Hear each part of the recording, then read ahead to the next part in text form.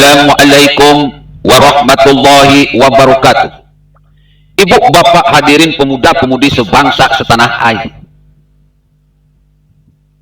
Palestina ini kalau dipikir-pikir seperti Indonesia. Kalau direnung-renung seperti Indonesia. Palestina ini bukan negara satu agama, tapi Palestina ini negara berbagai macam agama. Bahkan katanya, Bu, kekristenan itu adalah agama asli dari Palestina. Kekristenan itu adalah agama asli dari Palestina, Pak. Kekristenan itu adalah agama asli dari Palestina, pemuda-pemudi sebangsa setanah air.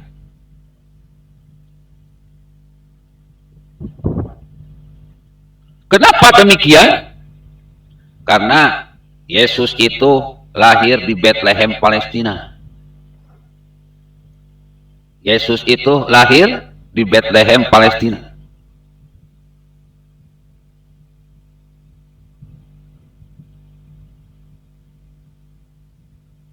Jadi kalau di Palestina, kekristenan itu bukan agama impor seperti di Indonesia. Kekristenan itu bukan agama impor seperti di Malaysia, di Amerika, di Italia, atau di negara-negara lainnya.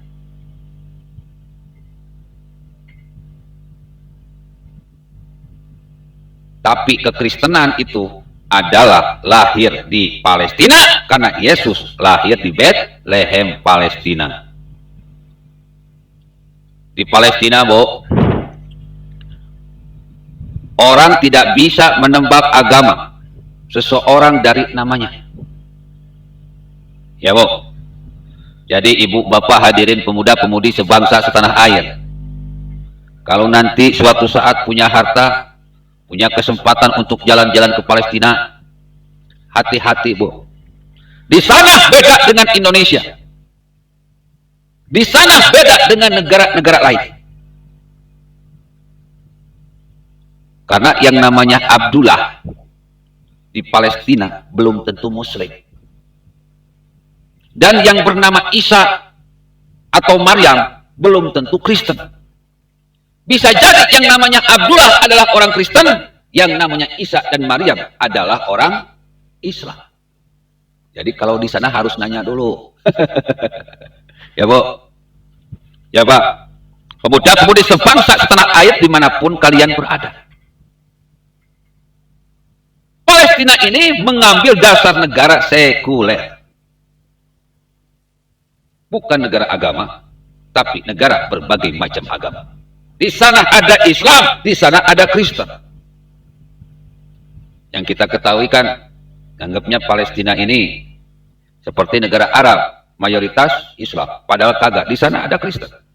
Di sana ada Islam. Bahkan katanya kami punya 2 wali kota Kristen.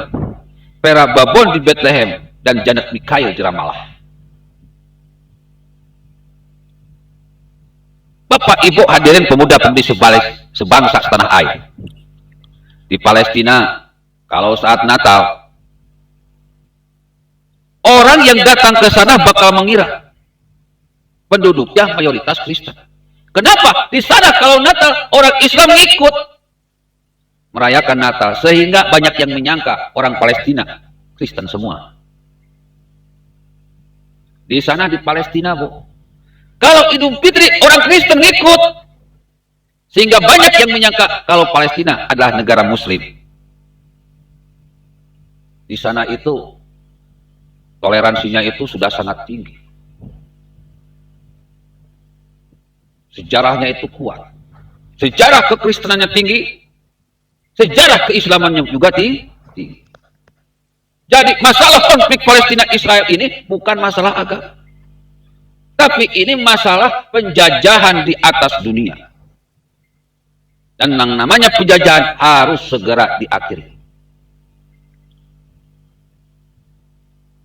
Zionis ini kan tersebar di Eropa. Zionis ini kan dulu dihancurkan di Eropa. Ditendang di Eropa. Ditendang di Amerika. Zionis ini diusir waktu di zaman Nazi. Akhirnya mereka mengungsi, diterima di Palestina. Hebatnya Israel, hebatnya Zionis.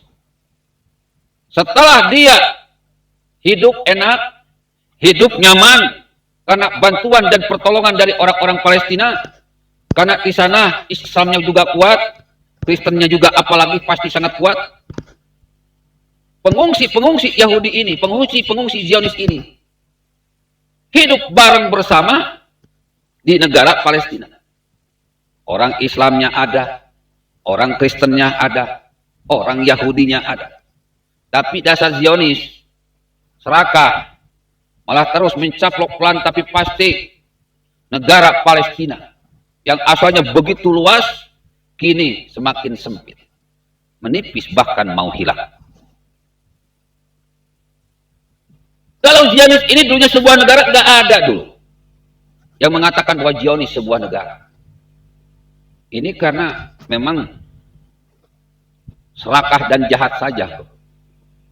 Watak manusia yang serakah dan jahat, sehingga mereka melakukan penjajahan. Dalam bahasa yang keren itu, tidak tahu balas budi. Sudah ditolong, malah menikam dari belakang.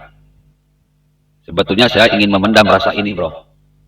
Sebetulnya saya ingin damai-damai sajalah, nggak usah perang. Kalau Israel jadi sebuah negara yang hebat, monggo. Tapi mbok ya, jangan hilangkan peta Palestina dari Google. Palestina itu sebuah negara. Jangan pernah bisa menghapus sebuah negara yang memang punya sejarah yang kuat terhadap kekristenan dan keislaman di dunia. Kita sangat sedih, bro.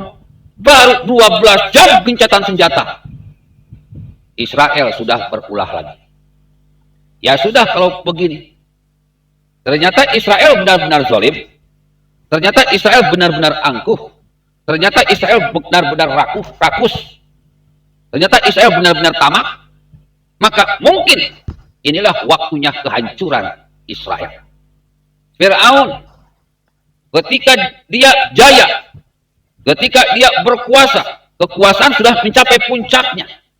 Dia serakah, dia angkuh, dia sombong. Maka tak lama kehancuran yang Fir'aun terima. Karena yang namanya kesombongan itu pakaian Tuhan.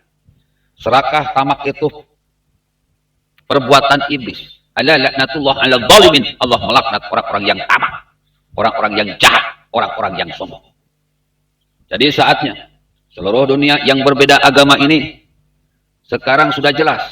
Masalah Palestina, masalah Israel bukan perang antara Muslim dengan Kristen, bukan perang antara Muslim dengan Yahudi, tapi ini benar-benar masalah kemanusiaan. Ada sekelompok orang yang bernama Zionis Israel ingin menghapus negara Palestina, ingin menghancurkan negara Palestina, ingin menjajah negara Palestina. Semua daerah, semua wilayah Palestina ingin dijadikan negara Israel. Ini sungguh-sungguh biadab, ini sungguh-sungguh kurang ajar. Wajib kiranya kita bersama-sama bela Palestina, wajib kiranya kita bersama-sama dukung Palestina, kita tekan PBB agar melakukan tindakan yang semestinya sesuai dengan hukum internasional.